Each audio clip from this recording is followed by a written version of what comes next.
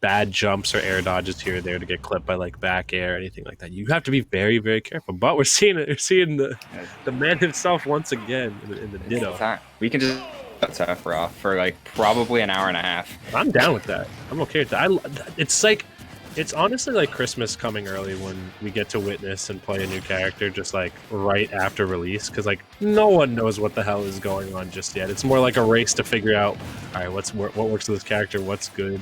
It's just a fun time because it kind of gives Smash players the opportunity to take things like a little less seriously than they would with their main and try out what's unique to their play style with a new character. Yeah, they don't really have to.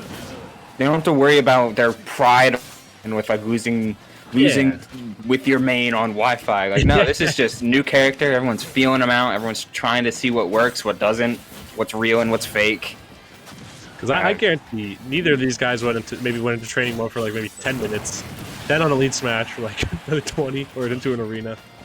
So we're just seeing what works there. Although people will have a good grasp on the day one Sephiroth ditto after today, I guess.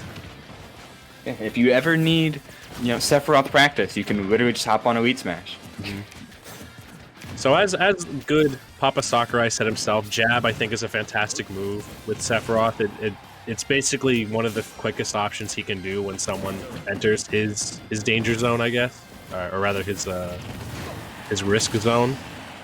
His area of effect. Yeah, and cosmicb, though, taking the early beginning and quickly snatched away by Sensei right there. Both these guys just kind of swinging on each other right now, trying to hit each other with the range. F-tilt is also fantastic, I gotta say. F-tilt and sliding F-tilt with this character feel incredible. Yeah, pivot F-tilt's nuts, because he's not, like, one of the big things that made, like, Violet's range, like, so, like, really necessary of her kit was she's slow otherwise. Sephiroth ain't slow. He's quick, which is weird, I think with my man carrying the Masamune around, he'd be a little slower, but 7 feet 2 inches of pure sword. Did he just try to parry that and get exploded for it? He parried the ignition hit, but then he got blown up. Just blown to smithereens after that. Yeah, cosmicb looking like having a better grasp on managing advantage with this character so far. We're seeing a lot of jump-ins from Sensei, not a lot of retreating to ledge. He's getting grabbed a lot because he's entering that mid-range where a lot of players are like, I'm going to shield here because it's the right thing to do, because, you fear what you don't know yet. That up air, though, holy moly. That was a really great catch. And does he not make a noise when he gets killed off the top? No, he's dead quiet. He's just dead quiet. He's just stone cold. That's the hardest thing ever, honestly. Oh, but not making it back with the Octo Slash. That move has some good range, but not the best, obviously. It's still a pretty standard up B. Yeah, he kind of falls pretty quickly after it. He doesn't keep that momentum he gains on the Octo Slash. Oh, man, that's... Yeah. We're seeing a lot of jumps, though, from Sensei. cosmicb just maintaining stage control really well. And it might have something to do with just, both of these guys' mains. Sensei's been playing Snake and Zero Suit, characters that traditionally like to jump, I believe, a fair amount, more in the case of Zero Suit, because I know Sensei's been putting a lot of time into that character lately. But cosmicb plays Bowser, who is really good at just standing, after getting his successful hit, just kind of standing on stage and waiting for you to come to him so he can explode you. And my man was definitely holding it down in an advantage. He just was not letting Sensei in whatsoever. So yeah, he looked a lot more patient just throughout. He understood center stage and how to utilize it a lot more, especially with such a incredible area of effect, for lack of a better phrase. Got a big ass sword. A big sword and a very oppressive demeanor. Up tilt. No, he went for the up air. You carry that thing around without letting it hit the ground. You're just Sephiroth, dude. He doesn't need it. Just be Sephiroth, forehead. Ooh, that was a good string of forwarders right there. Okay. Again, don't roll on stage versus the flare. You will die. You will explode. I don't care how good you think Sephiroth's roll is. That move's hitbox is huge. Yeah, and I like cosmicb knowing the counterplay to his own, or to the basic Sephiroth trick that he's been exploiting throughout the game 1 and game 2. He jumped on off early to get away from that. And on top of all that, Sephiroth has a pretty unique way to avoid common ledge trapping, which is stabbing his sword into the stage.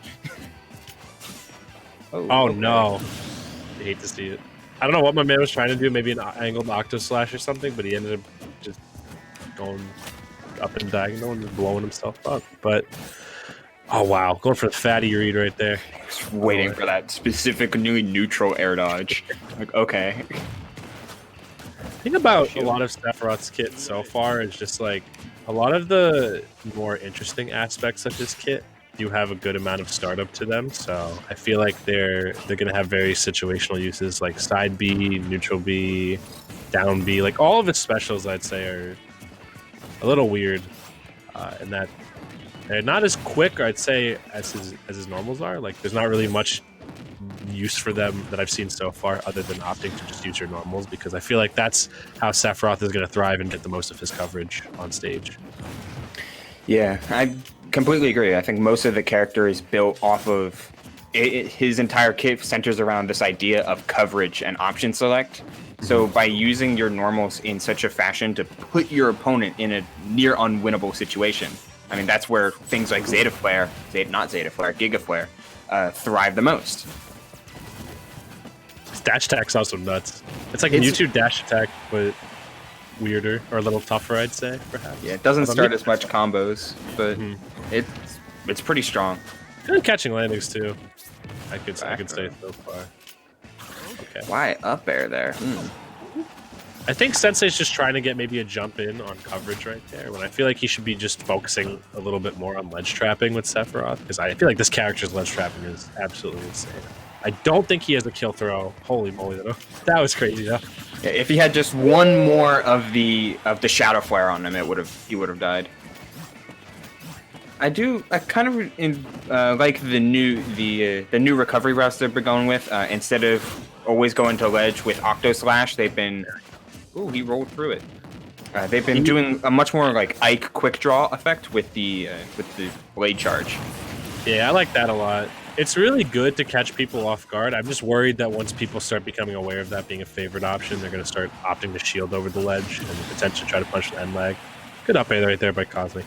It just the range this character can hold with their aerials is insane. Like the character can just control center stage, I feel like, and just wait for you to overcommit in something defensively and make you hurt a lot for it. It's what makes a stage like Battlefield so powerful for him, and we can see both players using this stage to great effect, covering platforms on where with back throw and forcing them to attack on the platform, being in center stage and pretty much swarming the entire area with up smash. Like, oh boy, it's incredible. cosmicb though getting caught on the back foot a little bit by Sensei right now. Sensei's starting to get a better read, I think, on how to cover with up air on everything that cosmicb's been doing. Oh my god, this is scary. Gotta watch my landing. I think just okay, let's land for free. He knew. He knew.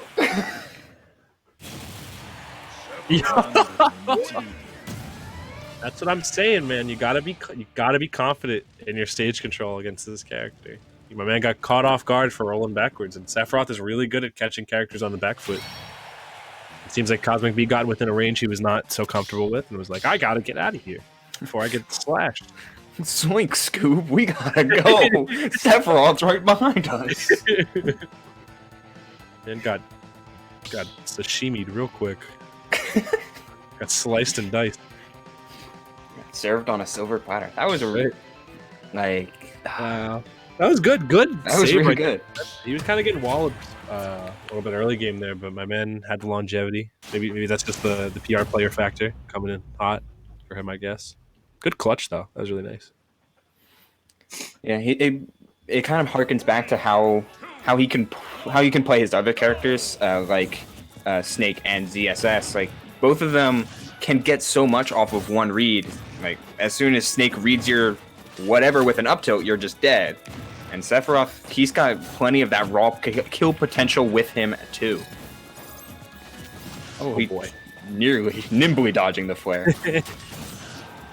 cosmicb has got to start watching his landings now. He's exhibiting a bit of what Sensei was struggling with game one. And now it seems like the shoe is just on the other foot at this point. I love seeing players. Yeah, he did it again. He did it again, Uval. Yeah. Have it again. Good. Okay, that's like the perfect time to roll right there. Use the invincibility off the roll because he knew he didn't have his invincibility just wore off on the ledge, so he used the roll to get back on to avoid it completely, which is the way you should be getting up against that move if you don't opt to get drop down off of ledge. Yeah, there's multiple ways to get around it, but it's just so scary since Sephiroth is free to act, or the opponent's Sephiroth in this case, is free to act during that entire time. So he can read the roll on with a down smash, a F smash, whatever he cares to grab, I guess, if he's feeling pretty safe. I'd say though, starting to find his momentum just a little bit, just like catching Cosmic B on all Up his and like down bad smash. options. Oh boy, good flare right there. That was like a really good distance throw out, and holy moly, he made that back. I thought he would cook. Well, Sensei has made it very clear that he can't keep that Cosmic can't keep rolling back because he'll even without Octo Slap. Thing is, he's still doing it. Like in these scary scraps right there, like Sensei completely has the upper hand on how to deal with it. And because of that, Cosmic V is getting a little too antsy. Our man's starting to roll a little too much. He's starting to get off the ledge a little hasty. And my man is rushing hella hard when I feel like Sephiroth isn't really a character you have to rush. Against Sephiroth, you really can't rush your disadvantage against him because he will exterminate you for that. Yeah, he's overextending both with and against this character. You don't really get too much. It can either be very dangerous against, and you don't get too much out of it, like if you're not at kill percent. But it looks like Cosmic's just so willing to, almost in a mimicky sense, where like, oh, I can read your rollbacks too, but it doesn't necessarily work like that. So he almost died, by the way. Ooh. It's looking scary though. Cosmic B just needs like one good back air, one good catch on landing to get Sensei out of there. But Sensei, oh wow, that's good stall right there on the down B, or rather down air, the down air as people have wanted to call it instead of Hell's Gate. The down, that's a rough one. Good F tilt right there. That move kills hella early, especially if we spotted. That one also killed hella early too. Yeah, you're dead. Sensei coming in with bad landing. And then got my man did a bad landing. Sensei felt the roll or the read of his jellies and just let it rip. He's ready to go. Yeah, Sensei coming out with the quick JV. He seemed like midway through game 2, something clicked, something worked, and like every punish window that he was accessible to suddenly was just got severe, even more and more severe. He just started outplaying Cosmic B, I feel like Cosmic B just started getting a little more antsy disadvantage than Sensei was doing such a fantastic job of holding advantage right there. Like he was just not letting Cosmic B getting away with like any overly defensive options like rolling back or like trying to whiff a jump out of hit stun or something like that. Like a man played low to the ground, he played patient, he waited for landings, he was not like, and I think that's what separates like good players from great players, because anyone can have a good advantage, but I feel like having knowledge of how to hold that advantage state as well as having a decent disadvantage, I think those are two really good things that you should be aware of.